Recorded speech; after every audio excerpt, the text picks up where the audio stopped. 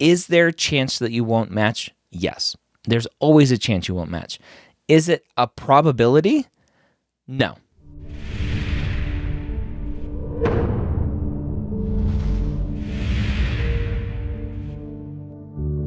The Old PreMeds Podcast, session number 303. Welcome to the Old PreMeds Podcast. My name is Dr. Ryan Gray, your host here every week, where I take your non-traditional questions directly from premedforums.com. If you haven't gone over there, sign up for a free account. You should do so. Again, that's premedforums.com. Today we have a great question about giving up on this dream or continuing. Before we jump in, though, I want to talk about the MCAT Minute brought to you by Blueprint MCAT, and something common that has been coming up more and more, especially with the MSAR updating recently for new stats from last year, as we're recording this in 2022, is it looks like MCAT scores are going up from the medical school side of things. And so the immediate conclusion, the easy conclusion to jump to, is that it's getting harder to get into medical school because medical schools care about higher stats. And I don't think students can jump to that conclusion because the MCAT, on average, is getting higher scores. All test takers, on average, are getting higher scores because the average now for the MCAT, when this new 2015 MCAT started in 2015, it was an average of 500. That was when you looked at the bell curve, it distributed to 500 was the average. Now, the newest data shows that the average is actually 501.5. It has gone up 1.5 points on average.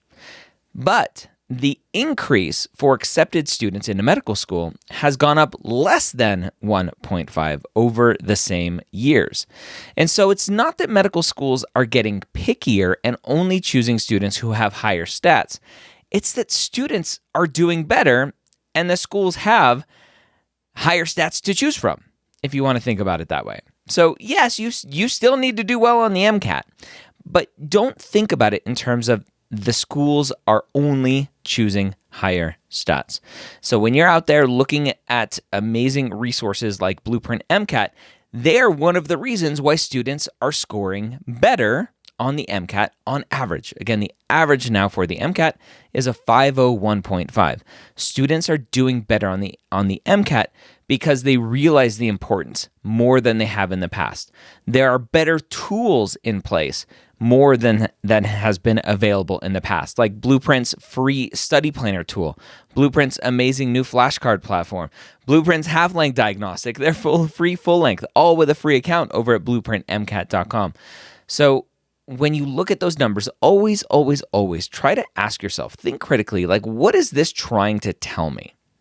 And don't jump to an immediate conclusion that the world is ending and medical schools only care about higher stats. So that's a little bit longer than the MCAT Minute brought to you by Blueprint MCAT. To go sign up for a free account over at blueprintmcat.com. So our student today is very interested in figuring out what they need. This is a lot, but I'm in need of assistance. So please be kind because I feel like I'm being absolutely ridiculous. I'll try to keep it as short and to the point as possible. About 10 years ago, I decided I wanted to be a doctor, specifically an OBGYN or a pediatrician. I was a new mom and I thought the whole thing was so fascinating for a lot of reasons, namely the time involved and how soon I'd be able to support my family if necessary. I decided to become a nurse with the goal of eventually becoming a nurse midwife. Well, fast forward to 2020, I'm in nurse midwifery program, working as a nurse, and then a pandemic hits, and I have to take care of COVID patients, and it does what it did to a lot of us, breaks my spirit, and completely decimates my desire for direct patient care. During all this time, I never stopped wishing I was a doctor instead. But as I'm very practical, I knew that it was financially a better choice due to the speed with which I'd be able to make money. Except now it isn't. My kids are a little bit older, 11 and 13, and I hate being a nurse. I've changed my program from midwifery to public health and have so much debt from nursing school that I may as well have gone to medical school. None of my interactions with med students, residents, or attendings over the years have dissuaded me from wanting to be a physician, although the type of physician I want to be has changed a bit. The thought of starting over, though, is, well, daunting is an understatement. I can't imagine the amount of debt I would be in, and then what if I didn't match? Not to mention my husband is nice and supportive, but we are likely going to be divorced for reasons unrelated to my career path. I know nobody can make my decision for me, but I do wish someone would once and for all tell me that it's a stupid idea and I should stop wishing for it and figure out some less ridiculous career option, or that people would tell me so many ways it's difficult but absolutely doable, because I'm in limbo. I can't do what I'm doing anymore. I hate being a nurse. I love public health, but being an MD or DO who does public health seems like the best possible option. I can't do what I'm doing though. I have to make a change, and I'm hoping someone here could give me at least a little insight. This student obviously is going through a lot. Relationship stuff with, I'm assuming, her husband, kids, and life, being a nurse and being burnt out from that career path, which obviously decimated a lot of healthcare in general going through the pandemic.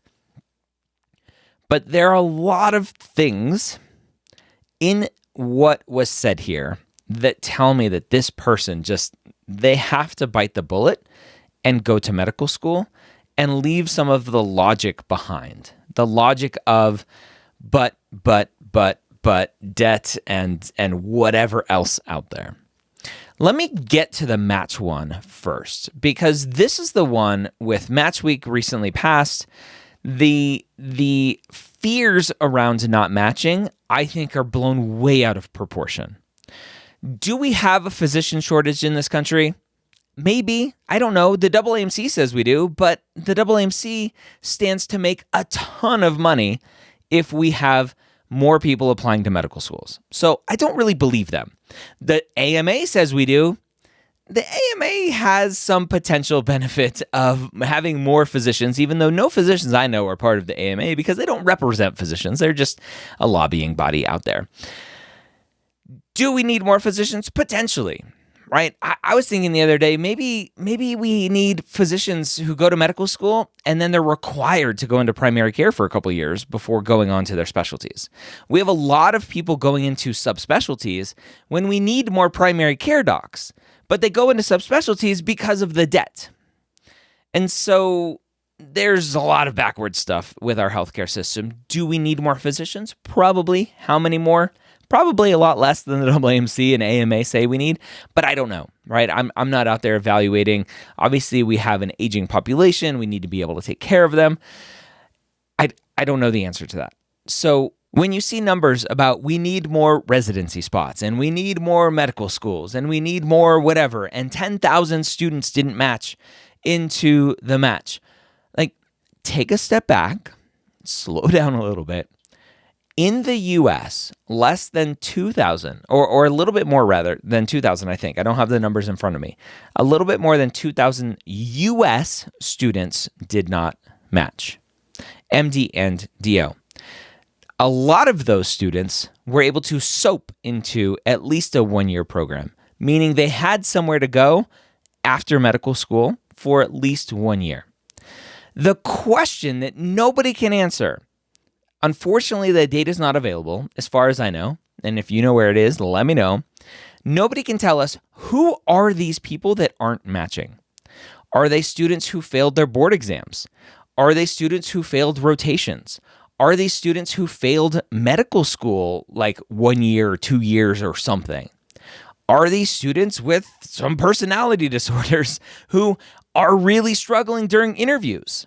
And residency interviews are very, very, very different than medical school interviews, because you are going to be working in that hospital 60 to 80 to 100 hours a week with your co-residents and the attendings, and they definitely want to make sure that you are someone that they can see themselves hanging out with for a long, long time, day in and day out.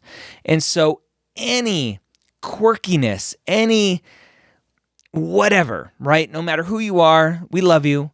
But if there's anything about you and your personality, if you're arrogant, if you're a narcissist, whatever, that potentially comes out in an interview and nobody wants to hang around with you. Potentially. I don't know. So we don't know who these students aren't matching. So we can't make this broad statement that goes, we need 2,000 more spots because all of these doctors aren't matching. Just because someone goes to medical school doesn't mean they should be a physician. Once you go to medical school, there are going to be classmates of yours where you're like, I would never go to that person. And if you wouldn't go to that person, why would you subject somebody else to go to that person? So you have to think about this whole process. And this is kind of a rant on the match process. You have to think about residency spots and all this. Big picture, who's not matching? Why aren't they not matching? The 11,000 students that didn't match, a lot of those, the far majority of those people are international medical graduates, non-U.S. citizen international medical graduates. They could be Canadians who want to come train here, who went to medical school in the Caribbean.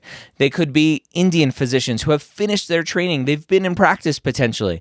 They could be from Britain, wherever. They could be from anywhere, wanting to come train here, so they have to apply through the match, because in this country, you cannot be a physician in another country and then just come here and work. You have to go through residency here. We can argue about the pros and cons of that. That's not what we're talking about today. So the question is, should we open up so that anyone who wants to come here can come here? We have enough residency spots for everyone? No, the answer is no, right? Because supply and demand shows that we need to balance everything all the time. We don't have 100 McDonald's within a 1 mile radius because McDonald's knows that they need to restrict where McDonald's can be so that they're not cannibalizing sales at different places, right? It's just simple economics. And so do we need more physicians? Potentially. Do we have a crisis that we need 100,000 more residency spots? Absolutely not. Are students not matching? Yes. Are well-qualified students with no issues in their records not matching? Yes. Now the next question is, who are they? Those well-qualified ones with no issues. They're probably students who are applying for the best residency programs where there are limitations. We only need a certain number of ophthalmologists and neurosurgeons and orthopedic surgeons to come out into the workforce every year. And those training spots are limited. And so if you have stats or your numbers or evaluations or whatever don't support you matching into a super competitive specialty, then you're going to have to settle for something less. And that's just the name of the game. So unfortunately, that's the name of the game, whether you like it or not. And I'm not placing judgment on the system. That's just the way the system is. And we need to deal with it. So the first thing, that was a big rant on the match. The first thing that this student needs to understand is that, is there a chance that you won't match? Yes. There's always a chance you won't match. Is it a probability? No. It's possible, but not probable. So I would put that one to the side. If you work hard, if you're great at what you do, you're a good person, you're a nurse, you've been a nurse, then you probably will not have any issues matching. So that aside, the debt is obviously huge. Now, as a student, Uncle Sam loves to defer your debt as long as possible, racking up interest. And so that can get scary. That is just a financial decision that you have to make. Are you okay having financial debt for a long time? All right. And now with public loan service forgiveness, or public service loan forgiveness, PSLF, I think, public service loan forgiveness.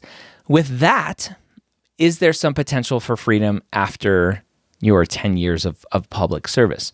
Look into different options. Talk to as many people as possible. See what opportunities are out there. Maybe there's something like the National Health Service Corps that you can look into to help pay for medical school. The VA now has a VA HPSP program, the Health Profession Scholarship Program, to pay for medical school, and you go work at the VA. There are options out there that may help with the debt, but the debt will likely be there. And you'll just have to be okay with it, unfortunately, if this is what you want. But there are things here in this statement, this question, where the student, to me, just seems like they need to go to medical school, right? They just, they have all of these interactions with students and residents, attendings. Nothing's dissuaded them. They are just afraid of what's next, afraid logically of the debt and the time and everything else. And I think it's kind of true. They should have just gotten to medical school a long time ago, and they would be out and would be doing their thing at this point. There are amazing careers for public health, like preventive medicine, occupational medicine, in the world of medicine around public health that I think the student would probably love to evaluate. So I'm here. I'm going to be the one that says, tell you so many ways that it's difficult, but absolutely doable. It is absolutely doable, and it is difficult. So if this is what you want, keep pushing forward. Talk to as many people as possible and see if this is what you truly want to do.